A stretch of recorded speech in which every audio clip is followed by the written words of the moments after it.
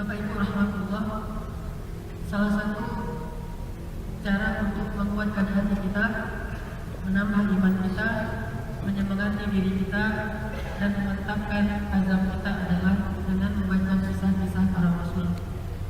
Sebagaimana firman Allah di akhir surat Hud ini, kami telah kisahkan kepada engkau Muhammad kisah-kisah para rasul yang dengannya kami kuatkan hatimu. Maka pada malam ini kita akan merenungkan sebuah kisah yang luar biasa, yaitu kisah kesabaran seorang nabi yang diuji dengan dua ujian.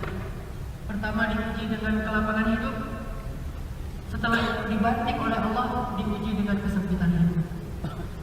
Ujian pertama beliau lulus, ujian kedua pun beliau lulus.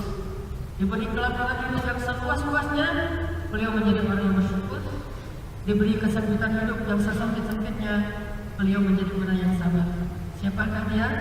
Mari kita baca firman Allah yang ada di dalam surat Shad, surat 38, dimulai dari ayat 41. Silakan kita buka mushaf, surat Shad, surat 38, dimulai dari ayat 41.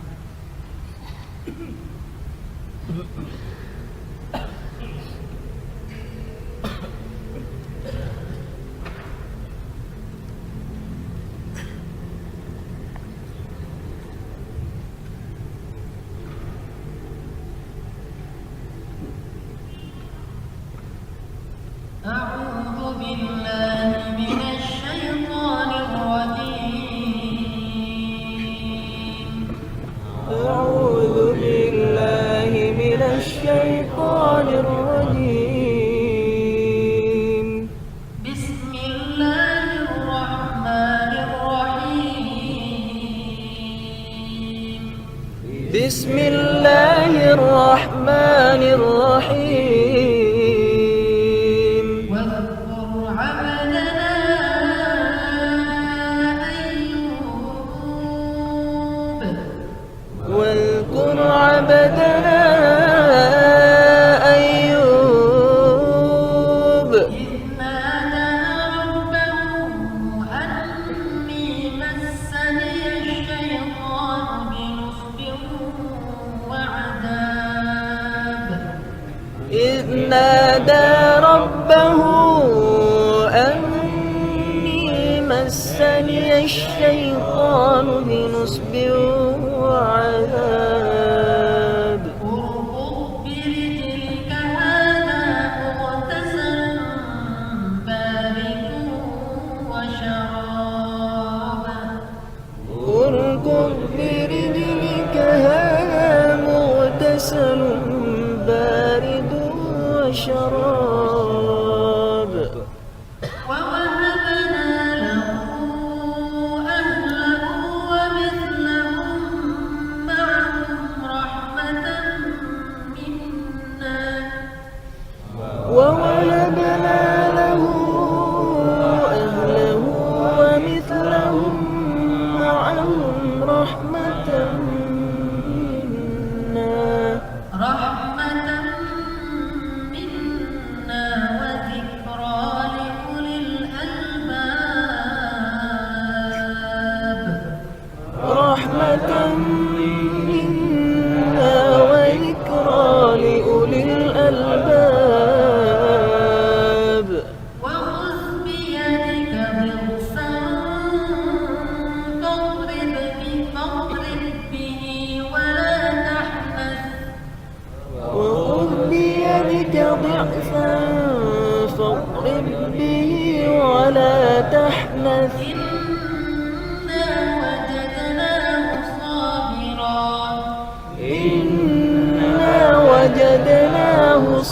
صابرا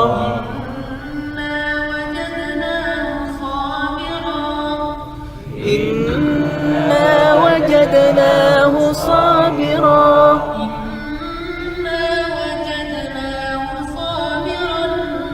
نعم العبد إنه أواب. إنا وجدناه صابرا نعم العبد إنه أواب. Dan ingatlah kisah hamba kami Ayub ketika ia berdoa kepada Rabb-Nya, sesungguhnya aku diganggu oleh syaitan dengan kepayahan dan siksaan. Allah berfirman, hentakkanlah kakimu, inilah air yang sejuk untuk mandi dan untuk minum, dan kami anugerahi dia dengan mengumpulkan kembali keluarganya, dan kami tambahkan kepada mereka sebanyak mereka pula sebagai rahmat dari kami dan pelajaran bagi orang-orang yang mempunyai pikiran. Dan ambillah dengan tanganmu seikat rumput, maka pukullah dengan itu, dan janganlah kamu melanggar sumpah. Sesungguhnya kami mendapati Ayub adalah seorang hamba yang amat penyabar. Dialah sebaik-baik hamba, sesungguhnya dia hamba yang sangat taat kepada Rabb-Nya. Ini adalah penggalan pertama tentang kisah Ayub. Di dalam surat lain, yaitu surat Anbiya, surat 21 ayat 83, Allah juga mengisahkan tentang Nabi Ayub.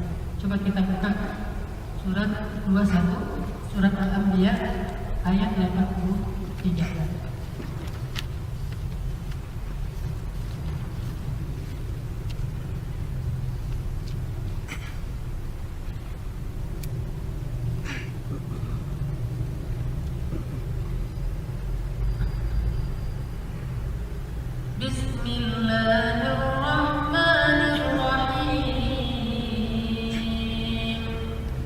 بسم الله الرحمن الرحيم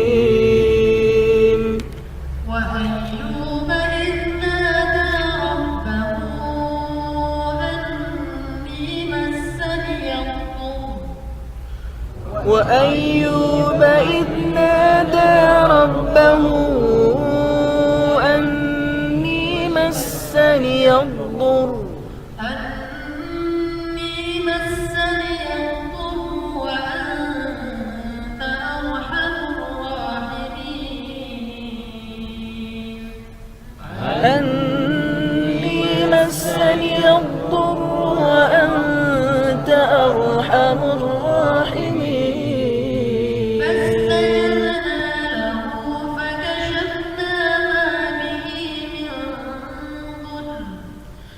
فاستجبنا له فكشفنا ما به من ضر وآتيناه أهله ومثلهم معهم رحمة من عندنا وآتينا أهله ومثلهم معهم رحمة من عندنا وذكرى للعابدين. رحمة من عندنا وذكرى للعابدين. Dan ingatlah kisah Ayub ketika ia berdoa kepada Rabb-Nya, sesungguhnya aku telah ditimpa penyakit dan Engkau adalah yang Maha Penyayang di antara yang penyayang. Maka kami pun memperkenankan doanya, lalu kami lenyapkan penyakit yang ada padanya, dan kami kembalikan keluarganya kepadanya, dan kami lipat gandakan bilangan mereka sebagai suatu rahmat dari sisi kami, dan untuk menjadi peringatan bagi semua yang menyembah Allah Subhanahu wa Ta'ala.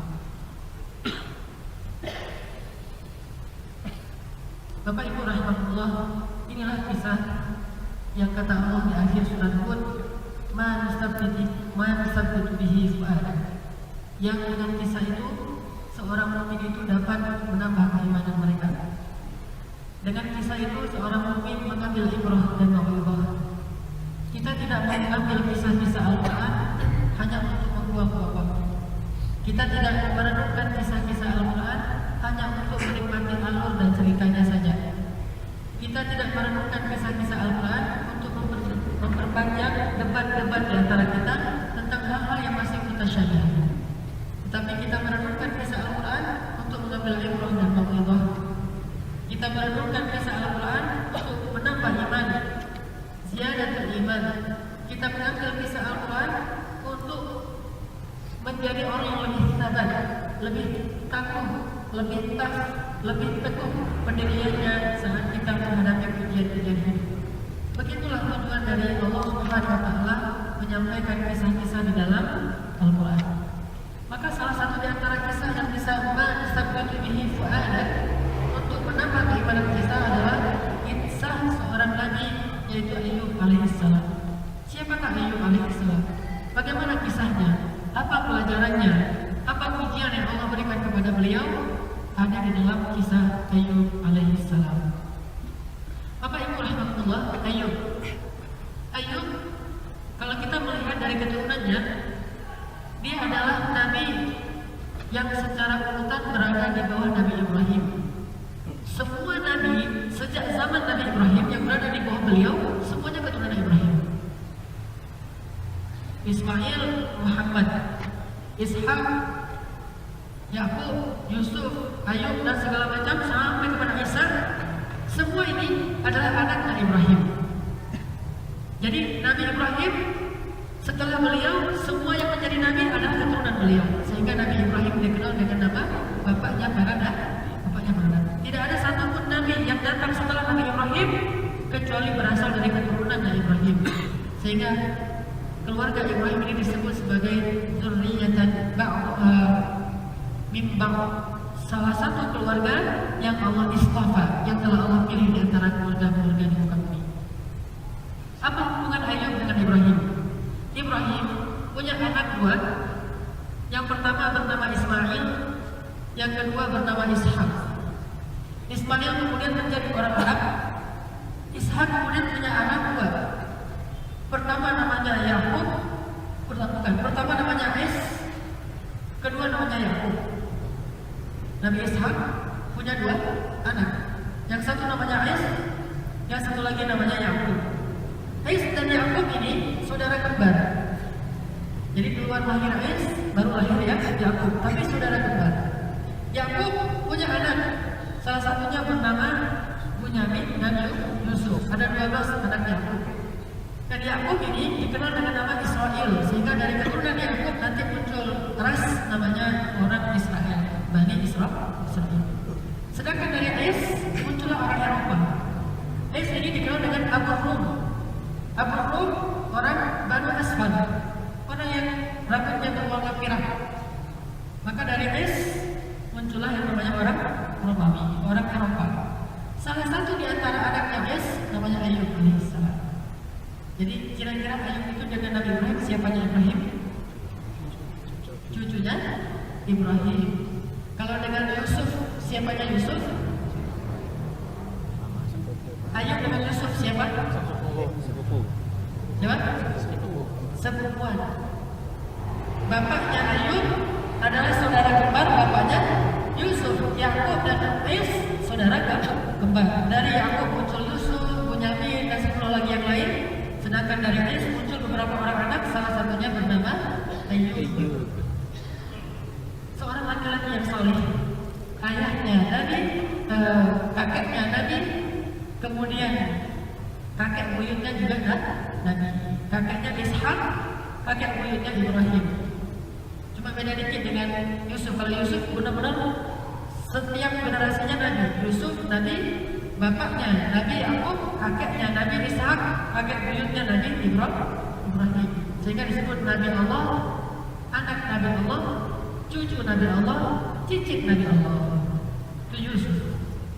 Dianya Nabi, bapaknya Nabi, kakeknya Nabi, kakek buyutnya Nabi.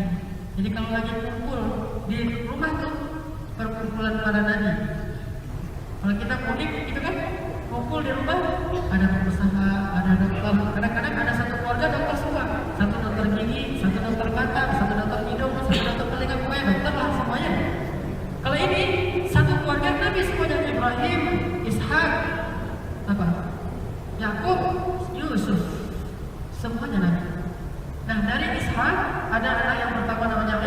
dari sini muncullah Nabi yang lain namanya Ayub. Nabi Ayub. Nabi Ayub adalah seorang laki-laki yang Allah uji dengan dua ujian. Bala dan hasanah. Pertama Allah uji dengan hidup yang begitu lapang. Allah berikan kepada Nabi Ayub istri yang sangat solehah, istri yang cantik, istri yang setia kepada suaminya. Dan dari istri ini Allah berikan kepada Nabi Ayub 14 orang anak laki-laki dan perempuan. Berapa orang? 14 orang anak laki-laki dan perempuan. Keluarga yang besar. Ada saudaranya 14 orang? Kalau 10 orang aja udah rame kan? Kalau lagi mau kuliah, wah si cucu ini, cucu itu nggak sampai nggak kenal. Ini 14 orang anak Nabi Ayub, laki-laki dan perempuan dari istri beliau yang solehah dan cantik. Allah berikan kepada Nabi Ayub kehormatan luar biasa. Orangnya sangat dihormati di negerinya. Allah berikan kepada Nabi Ayub kelapangan rezeki. Dia punya lahan yang begitu luas, beratus-ratus hektar, kaya raya. Dan panennya dalam setahun berapa kali? Dia punya kurma, dia punya buah-buahan, dia punya ladang gandum, dia punya segala macam. Benar-benar orang kaya. Dia punya dirham, dia punya zahab, emas, dia punya dinar, dia punya semua kekayaan. Pakaiannya bagus, rumahnya itu villa-villa besar. Pembantunya lebih dari 10. Pembantunya banyak. Nabi Ayub adalah orang yang sangat kaya, tajir. Tajir. Dia berdagang sukses, dia berkebun sukses, dia berbisnis sukses. Semua usaha dia itu Allah berikan kesuksesan. Sehingga Nabi Ayub termasuk salah seorang di antara nabi yang terkaya. Siapa lagi nabi yang kaya? Pasti ingat Sulaiman. Siapa lagi? Bapaknya Sulaiman, Daud. Walaupun awalnya cuma pandai besi, lama-lama jadi raja, kan kaya juga kan? Ada nabi yang kaya, tapi banyak nabi yang miskin. Salah satu nabi yang kaya namanya Ayub alaihissalam. Kaya sekali, sangat sukses, sangat lapang hidupnya. Anaknya semuanya sehat-sehat, anaknya semuanya ganteng-ganteng, cantik-cantik, hidupnya bahagia selama berapa tahun? 70 tahun. Kekayaannya, kesuksesannya, kebahagiaannya Allah berikan selama 70 tahun. Allah uji dia dengan ujian kesuksesan. Tetapi luar biasa, Nabi Ayub adalah hamba yang sangat bersyukur. Makin dia sukses, makin dia bersyukur.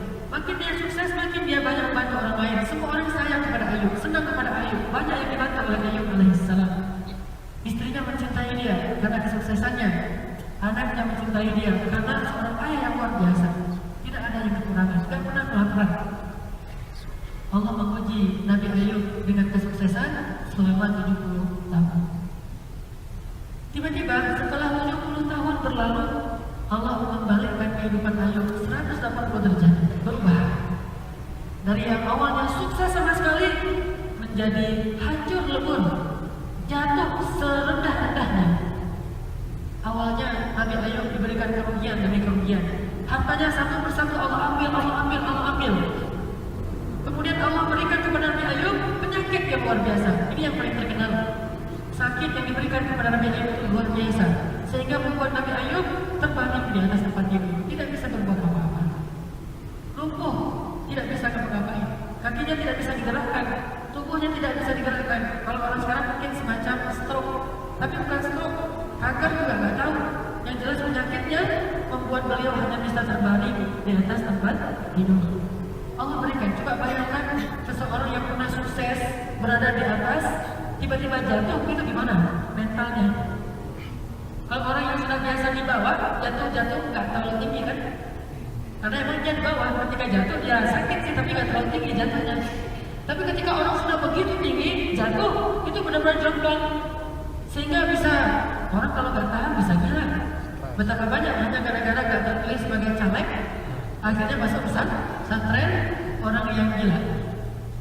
Orang yang sakit jiwa, sebetulnya bukan sakit jiwa, udah gila gitu. Karena kalau sakit jiwa dia mencalonkan diri sebagai caleg, itu sakit jiwa. Pas datang itu gila namanya. Mencalonkan diri sebagai caleg, kalau niatnya bukan dakwah, itu orang sakit jiwa tuh. Kalau bukan niatnya dakwah, kalau niatnya dakwah, ini orang yang waras banget nih. Tapi sedikit, rata-rata mencalonkan diri sebagai caleg karena sakit jiwa. Apa penyakitnya? Kebut dunia, cinta dunia. Setelah nggak terpilih, dia stres. Itu bukan sakit jiwa, emang gila. Jadi masuklah dia ke rumah sakit orang gila, bukan rumah sakit orang jiwa, ya orang jiwa, rumah sakit jiwa, rumah sakit orang gila. Nabi Ayub lebih jauh lagi dari itu ditimpa oleh Allah, dijatuhkan oleh Allah lebih jauh daripada orang yang cerita-cerita kita dengar sekarang. Yang awalnya sukses banget, jatuh habis-habisan. Ada seorang teman yang pernah kerja di bank, kata dia, Ustaz, saya pernah mengeksekusi rumah salah seorang klien saya yang pengusaha sukses. Omsetnya itu dalam 1 bulan itu udah miliaran omsetnya, keuntungannya ratusan juta. Tapi dia terlilit utang di bank. Lebih dari 10 tahun dia hidupnya megah, mewah, segala luar biasa. Tapi ketika dia harus bayar tagihan karena udah jatuh tempo, dia akhirnya pas lagi oleh, pas lagi bangkrut, dia hutangnya banyak. Akhirnya kami terpaksa mengeksekusi rumah, menyita rumahnya. Satu persatu disita rumahnya. Rumah yang terakhir yang mau disita oleh bank, ketika dibuka pintunya, tidak bisa dikunci dari dalam. Akhirnya didobrak. Saat didobrak ternyata orangnya di dalam sudah gantung diri. Ini orang yang gak kuat dengan ujian. Ketika dia lama berada di atas, baru 10 tahunan jatuh langsung bunuh diri. Bagaimana dengan 70 tahun? Hidupnya hampir gak punya masalah selama 70 tahun. Sehingga ketika jatuh, langsung jatuhnya itu gak dalam hitungan tahun, dalam hitungan hari, dalam hitungan minggu. Jatuhnya cepat sekali. Nabi Ayub yang awalnya nikmat hidupnya, tiba-tiba jatuhnya drastis. Ayub alaihissalam, seorang hamba yang sangat luar biasa. Makanya Allah mengatakan kepada kita, ingatlah kisah Ayub. Walqur abadana Ayub. Ingat, Allah gak mau kita lupa kepada kisah ini. Kisah yang luar biasa. Ingatlah kisah Ayub. Ingatlah kisah Ayub. Sesungguhnya dia adalah wa inna wajadnahu sabiran. Inna wajadnahu sabiran. Ni'mal 'abdu innahu awwab. Seorang hamba yang sangat bersabar. Nabi Ayub selama 70 tahun hidup beliau dalam kenikmatan, beliau sudah tahu Allah mungkin akan menguji saya suatu saat dengan ujian yang sebaliknya. Karena setiap orang yang beriman pasti diuji oleh Allah. Tidak ada satupun orang yang beriman yang tidak diuji. Sampai Nabi mengatakan, dunia adalah tempat yang ujian bagi orang beriman. Penjara, diuji habis-habisan dan tidak akan pernah berhenti ujian. Bahkan nambah iman, nambah ujian. Nabi SAW bersabda dalam hadis riwayat Tirmidzi, kata Nabi, seseorang itu akan diuji tergantung dengan kadar agamanya. Makin baik agamanya, makin besar ujiannya. Bertambah imannya, bertambah ujiannya. Itu sudah pasti. Tidak ada orang beriman yang tidak diuji. Ahasiban nasu ayyutraku ayyaqulu amanna wa hum la yuftanun. Apakah manusia mengira akan dibiarkan saja mengatakan amanna tapi mereka tidak diuji? Pasti Allah uji. Wala nabluwannakum, kami pasti akan menguji kalian. Kalimat gelar di situ takkid, artinya pasti. Wala nabluwannakum, kami benar-benar akan pasti akan menguji kalian. Jadi kalau kita mau nambah iman, satu paket, siap-siaplah dengan ujian. Nambah lagi iman, siap lagi dengan ujian. Ketika kita bertobat, langsung Allah uji. Jangan berpikir, ya Allah, kok tega banget sih? Saya dulu gak pernah bertobat, gak pernah dekat dengan agama, tapi hidup saya lempeng-lempeng aja. Giliran saya udah bertobat, Allah kasih kehidupan yang sempit. Emang begitu paketnya? Sunnatullah, itulah sunnatullah. Allah tidak akan mengubah hukumnya, sunnahnya. Siapa yang beriman pasti diuji. Jadi Bapak Ibu rahimahullah, bersiap-siaplah. Karena kita semuanya sampai akhir hayat kita pasti akan diuji. Kalau nggak mau diuji, namanya orang yang istidraj. Zarhum, tinggalkan mereka. Atau zarni wa may yukadzibu bihadzal hadis, tinggalkan aku bersama mereka.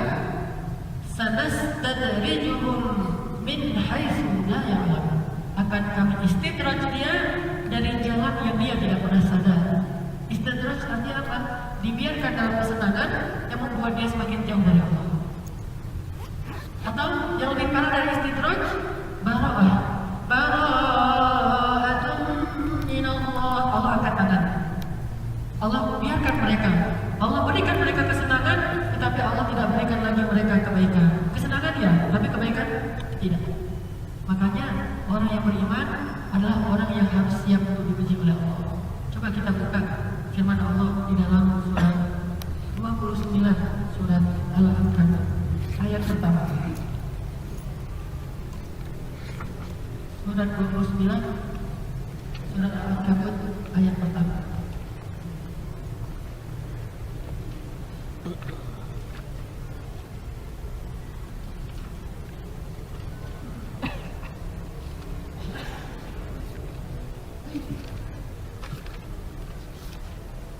Bismillahirrahmanirrahim. Bismillahirrahmanirrahim. Alif Lam Mim. Alif Lam Mim.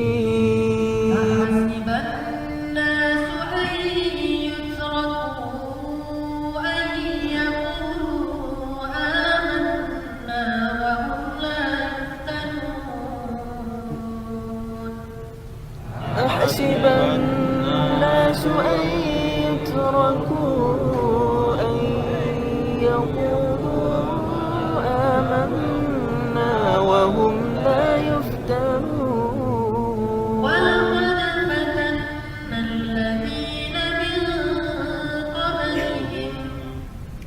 ولقد فتنا الذين من قبلهم فليعلمن الله الذين صدقوا وليعلمن الكاذبين. فليعلمن الله الذين صدقوا وليعلمن الكاذبين.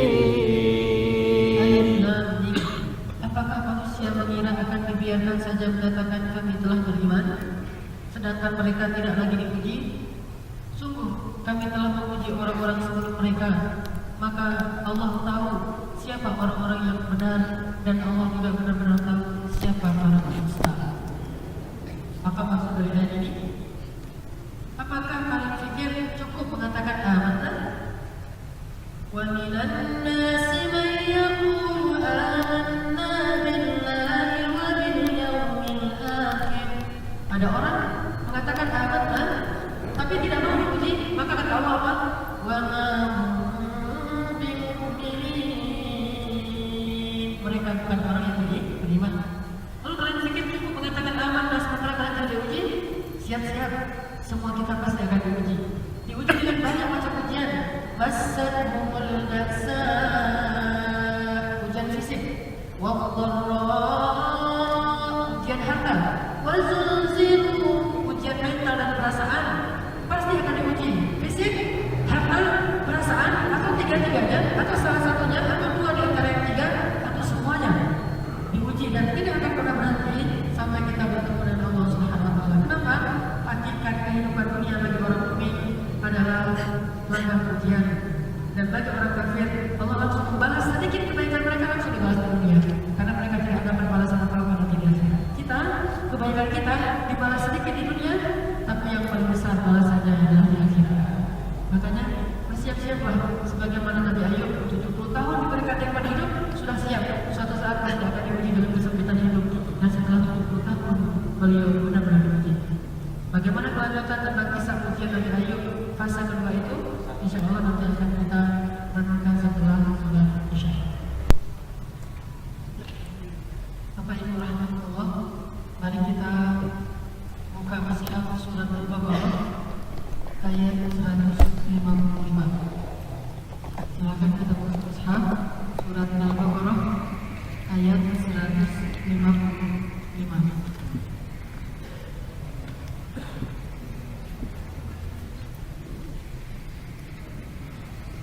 Surat Al-Baqarah ayat 155.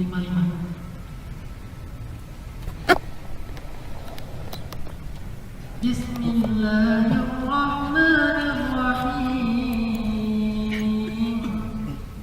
Bismillahirrahmanirrahim.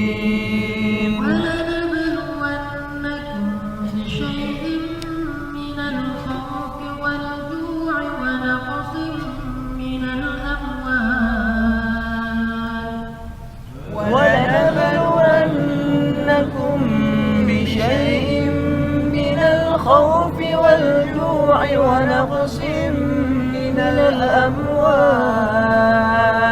ونقص من الأموال والأنفس والثمرات ونقص من الأموال والأنفس والثمرات وبشر الصابرين وبشر الصابرين الذين إذا أصابتهم مصيبة قالوا الذين إذا أصابتهم مصيبة قالوا إنا لله وإنا إليه راجعون قالوا إنا لله وإنا إليه راجعون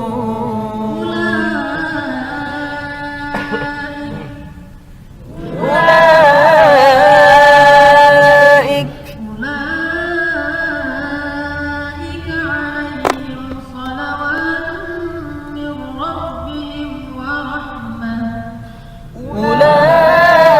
أولئك عليهم صلوات من ربهم ورحمة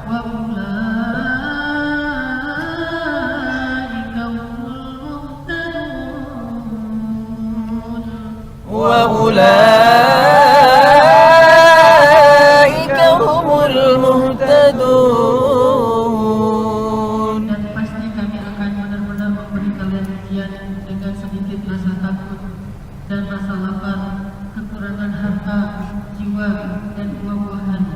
Dan sampaikanlah berita gembira bagi orang-orang yang bersabar, yaitu orang-orang yang apabila ditimpa dengan suatu musibah, mereka mengatakan Inna lillahi wa inna ilaihi raji'un. Memanglah kita ini semuanya milik Allah dan kita pasti kepadanya juga akan kembali.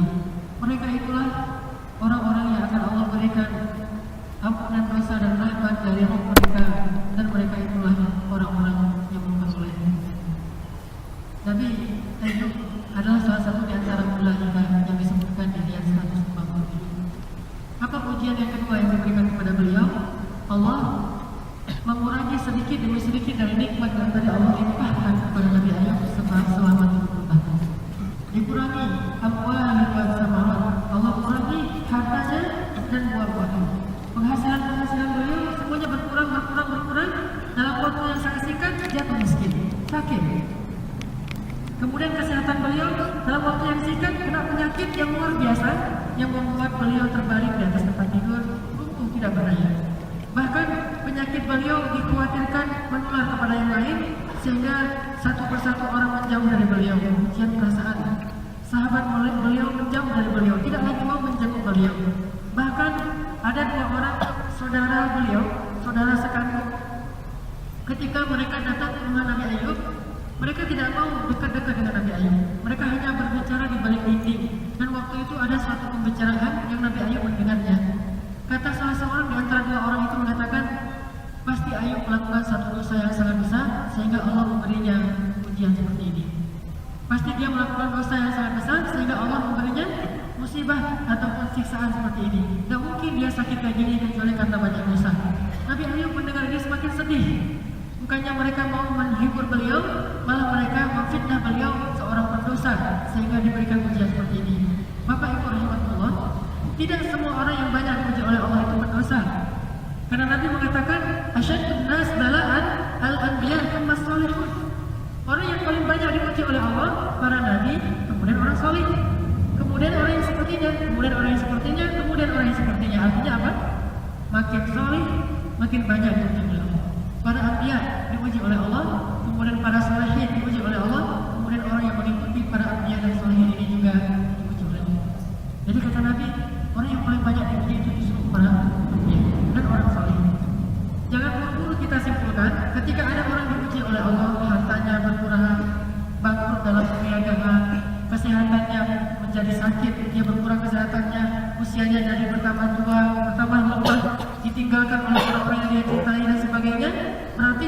sedang diazab oleh Allah, belum tentu.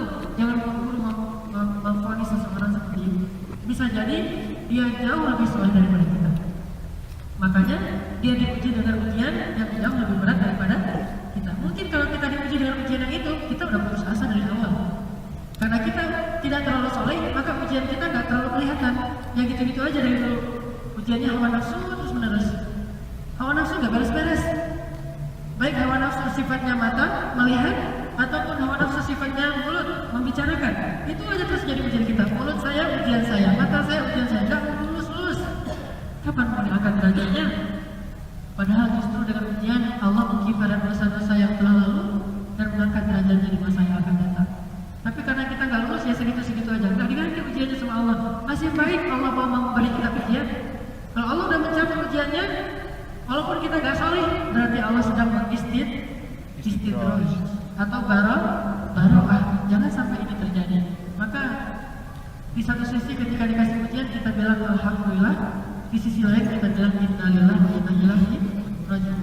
Makanya beberapa pertemuan yang lalu saya katakan wa akhiru da'wahum anil hamdulillahi rabbil alamin. Ada orang yang dipuji, dia bilang alhamdulillahi rabbil alamin, innalillahi wa inna ilaihi raji'un. Apa kata Allah? Bangunkan untuknya di dalam surga satu istana dan beri nama istana itu dengan Baitul Hamdi, istana Al-Hamdi. Ada orang yang ketika diuji dengan sedikit ujian udah mengeluh. Apalagi ujian yang dirasakan oleh Nabi Ayub, sakit luar biasa penyakitnya. Setelah beliau sakit, bukan hanya itu, hampir setiap beberapa hari sekali beliau mendengar berita anaknya meninggal dunia. Satu demi satu anaknya diambil, satu demi satu diambil, sampai 14 anaknya semuanya habis. Hartanya habis, kesehatannya habis, anaknya habis.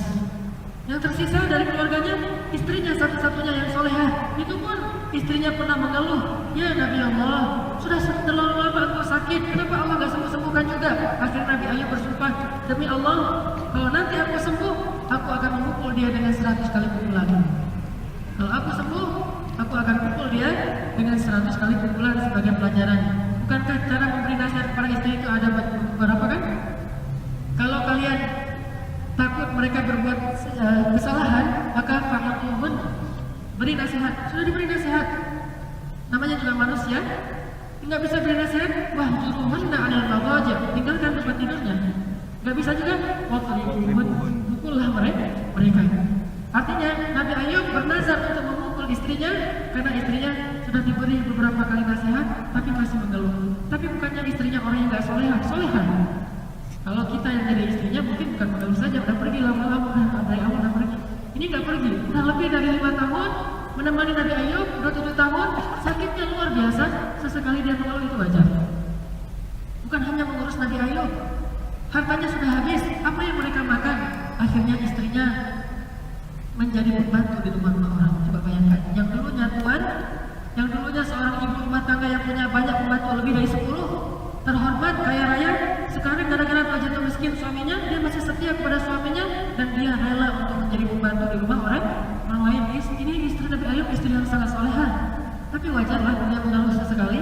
Itu juga bagi seorang nabi sesuatu yang tidak wajar sehingga mau dicambuk sama Nabi Ayub 100 kali cambukan, sekarang 100 kali pukulan. Istrinya merawat Nabi Ayub terus menerus. Dia datang ke rumah orang melamar jadi pembantu, nggak diterima. Kenapa? Karena orang takut ketularan penyakit Nabi Ayub. Datang lagi ke rumah yang lain ditolak, ke rumah yang lain ditolak. Jarang sekali ada yang mau menerima beliau, sehingga beliau bekerja bukan di rumah, beliau bekerja di pasar-pasar. Beliau bekerja sebagai pemikul barang-barang di pasar. Tahu bagaimana kerjaan di pasar? Saya punya kenalan, sekarang udah jadi seorang mayor, dia tentara. Dulu sebelum jadi akabri, dia pernah kerja di pasar. Kata dia lebih enak jadi tentara, Ustaz, walaupun fisiknya luar biasa daripada kerja di pasar. Kerja di pasar itu luar biasa fisiknya, habis-habisan. Tapi saya jadikan itu sebagai latihan sebelum saya masuk akabri. 3 kali dia tes akabri, yang ketiga baru lulus setelah dia bekerja di pasar. Kenapa? Fisik, habis-habisan. Istri Nabi Ayub untuk menghidupi suaminya, maka dia bekerja di pasar. Anaknya satu persatu diambil oleh Allah. Bayangkan bagaimana perasaan kita ketika kita udah kaya raya, tiba-tiba Allah ambil harta kita, Allah ambil kesehatan kita, jadi jatuh sakit lebih dari 10 tahun. Dan akhirnya Allah ambil anak kita satu persatu. Mungkin orang yang biasa akan mengatakan, Allah tega banget sih sama saya. Kok Allah zalim sama saya? Padahal saya orang yang bersyukur. Saya bukan orang yang kufur nikmat. Kenapa Allah menguji saya demikian? Dia mengeluh pada Allah. Bapak Ibu rahmatullah, semua kita harus sadar bahwa iman itu satu paket dengan ujian. Tidak ada iman apabila tidak lulus ujian. Fala ya'lamanna Allahu alladziina shadaqu wa la ya'lamanna al-kadhibin. Allah tahu siapa yang jujur imannya. Allah tahu juga siapa yang berdusta dengan keimanannya. Siapa yang jujur? Orang yang sabar. Wa basyiris sabirin. Sampaikan itu kepada orang yang bersabar. Nabi Ayub pernah didatangi seseorang bertanya, "Ya Nabi Allah, kenapa engkau selalu memuji Allah? Alhamdulillah, alhamdulillah, alhamdulillah. Kenapa engkau diuji? Kenapa engkau tidak berdoa?" Kata Nabi Ayub, "Berapa tahun saya hidup dalam kenikmatan?" Kata orang itu, 70 tahun. 70 tahun saya diuji, diberikan nikmat. Sekarang baru beberapa tahun, baru 7 tahun saya diuji. Apakah saya harus mengeluh? Saya tidak akan mengeluh. Saya akan bersabar selama 70 tahun atau lebih apabila diuji oleh Allah Subhanahu wa taala. Artinya inilah orang yang mubasyiris sabirin, abdan sabira, sangat bersabar Nabi Ayub alaihissalam. Suatu ketika dalam keadaan yang luar biasa, orang-orang tidak ada yang mendekat Nabi Ayub. Nabi Ayub dalam fakir, miskin, tidak punya siapa-siapa selain seorang istri. Suatu ketika istrinya tidak dapat pekerjaan. Mau memberi makan apa untuk Nabi Ayub? Nabi Ayub tidak bisa bekerja. Bahkan untuk uang hajatnya dibantu oleh istrinya. Sehingga suatu ketika istrinya tidak tahu harus melakukan apa. Akhirnya pada zaman itu orang bisa menjual rambut, sama kayak zaman sekarang, rambut palsu. Istrinya punya rambut yang panjang dan lebat, sehingga istrinya menggundul rambutnya, dia cukur semua rambutnya, lalu dia kumpulkan, dia jual ke pasar. Dapatlah beberapa dirham. Dirham itulah yang dia pakai buat rumah, beli roti makanan untuk Nabi Ayub. Ketika Nabi Ayub melihat istrinya membawa roti makanan yang sangat banyak, Nabi Ayub bertanya, "Ya Hanunah." Apa artinya Hanunah? Hanunah itu artinya kekasih. Panggil istri dengan panggilan Hanunah atau Hanina. Hanin atau Hanunah artinya kekasih. "Ya Hanunah, wahai kekasihku, bukankah engkau tidak punya pekerjaan? Engkau tidak diterima bekerja dimanapun, terus dari mana kamu dapat uang sebanyak ini dan membeli roti?" Kata istrinya, "Makanlah dulu, engkau sakit, nanti setelah makan aku ceritakan." Kata Nabi Ayub, "Wallahi, saya tidak akan makan sebelum engkau ceritakan." "Ya Nabi Allah, engkau sakit, sudah beberapa hari tidak makan, makanlah dulu, nanti aku ceritakan." Kata Nabi Ayub, "Wallahi, aku tidak akan makan sebelum engkau ceritakan." Kata istrinya, "Wahai suamiku, ya Azizi," panggil suami untuk yang lembut itu, bukan ya Zawji, "Ya Azizi, wahai kekasihku yang tersayang." "Ya Azizi, ya Hanu, ya Hanu, ya Azizi," kata istrinya, "aku tidak punya pekerjaan, akhirnya aku memutuskan untuk menjual seluruh rambutku. Rambutku aku potong, aku jual, dan itulah aku pakai untuk membeli makanan ini." Nabi Ayub melihat dia membuka jilbabnya dan melihat istrinya dalam keadaan tidak punya rambut, maka Nabi Ayub langsung menangis habis-habisan. Barulah Nabi Ayub bilang, "Rabbi massani yadhurru wa anta arhamur rahimin." Setelah melihat istrinya habis-habisan kayak gitu, udah gak ada lagi harapan, sampai habis rambutnya, maka Nabi Ayub puluh hatinya. Dia menjadi kasihan kepada istrinya, dia menangis. Akhirnya dia bilang, "Ya Rabbi," selama ini dia tidak berani mengadu kepada Allah tentang penyakitnya, tapi karena sayang kepada istrinya dia bilang, "Rabbi massani yadhurru wa anta arhamur rahimin." Di dalam surat Anbiya. Coba lihat bahasa doanya. Bukan "Ya Allah sembuhkan saya semuanya sesembuh-sembuhnya." "Ya Allah cepatlah kesembuhan saya." Bukan. "Ya Rabbi, saya sakit, tapi Engkau yang paling penyayang di antara penyayang." Coba bagaimana bahasa lembutnya Nabi Ayub kepada Allah. Masih mengatakan, "Engkau lah Maha Penyayang." Berapa tahun beliau sakit? 18 tahun. 18 tahun menurut riwayat yang paling kuat. Beliau sakit pada tahun ke-18, istrinya menjual rambut, lalu beliau mengatakan, "Rabbi massani yadhurru wa anta arhamur rahimin." "Ya Allah, saya sakit, sedang Engkau adalah yang Maha Penyayang, yang paling penyayang di antara penyayang." Aku tahu itu, aku tahu itu.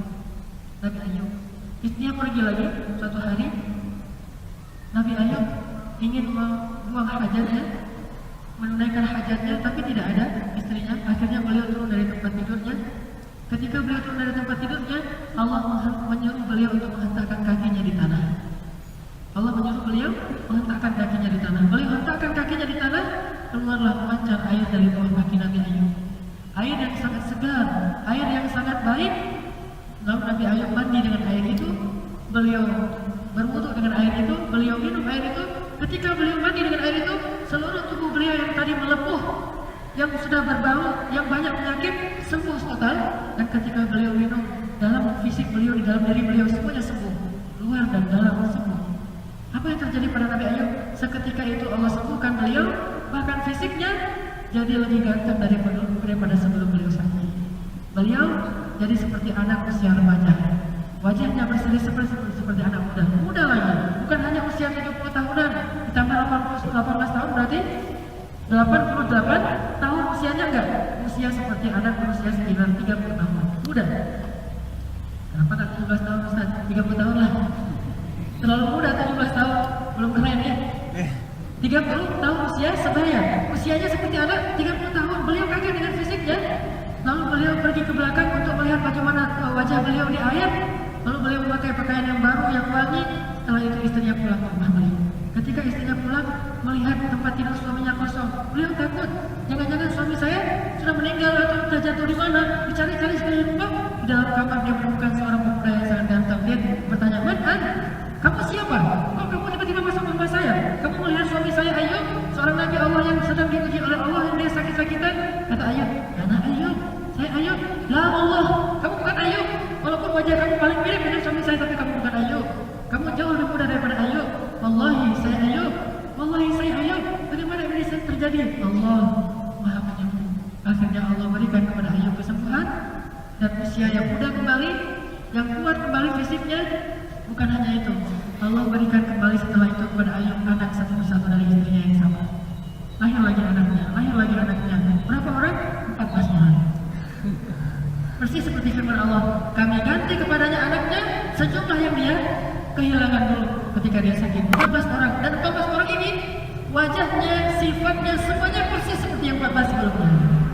Jadi kayak reinkarnasi gitu, dibalikin lagi anaknya. Kalau anak yang pertama mungkin anaknya agak tomboy, lahir lagi anak tomboy. Yang kedua agak girly, lahir lagi anak girly. Pokoknya persis wajahnya, sifatnya seperti 14 anak yang dia hilang. Allah kembalikan anaknya semuanya persis, seolah-olah mereka tidak pernah pergi. Jadi total anak Nabi Ayub berapa? 28 anak. Bagaimana solehnya suami ini dan bagaimana solehnya istrinya yang sabar, sehingga Allah kembalikan anak-anaknya 14 orang. Bukan hanya itu, Allah berikan lagi kebun-kebun yang luas, Allah berikan lagi ternak-ternak yang banyak dan susunya banyak, Allah berikan lagi perniagaan yang sukses. Bukan hanya itu, bahkan seringkali di rumah Nabi Ayub itu hujan emas. Nabi Ayub malam-malam mendengar suara apa ini, gerodok kayak batu. Ketika beliau keluar, emas, beliau kumpulkan emas. Istri mengatakan, "Ya Nabi Allah, ini emas." "Ya, ini emas dari Allah, Allah memberikan rezeki." Wa basyiris sabirin. Sampaikan berita gembira kepada orang yang sabar. Nabi Allah Ayub, orang yang sangat sabar.